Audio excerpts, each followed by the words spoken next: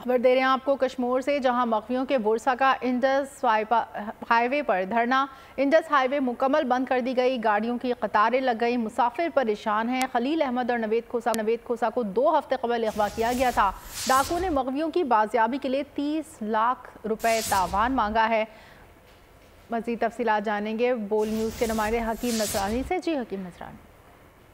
جی بالکل، یہ تقریباً 2 ہفتے قبل گوسپور تھانہ کی حدود سے انڈس ہائی وے سے 2 ڈرائیور بھائیوں کو اغوا کیا گیا تھا، جن کو تقریباً دو ہفتے گزر گئے ہیں۔ مغویوں کی جانب سے ان کے ورثاء نے مسلسل احتجاج بھی کیا، لیکن مغوی بازیاب نہ ہو سکے۔ کل ایک ویڈیو وائرل ہوئی تھی جس پہ دونوں بھائیوں پر تشدد کیا جا رہا تھا، اور جو مغوی تھے وہ SSP کشمور اور اپنے ورثاء سے اپیل کر رہے تھے کہ ان کو 30 لاکھ روپے تاوان ادا کر کے ان کو بازیاب کرایا جائے۔ جیسے کہ یہ ڈرائیور تھے تو ان کے ورثاء غریب ہیں۔ آج انہوں نے دیرہ موڑ کے مقام پر دھرنا دے کے انڈس ہائی وے کو بند کر دیا۔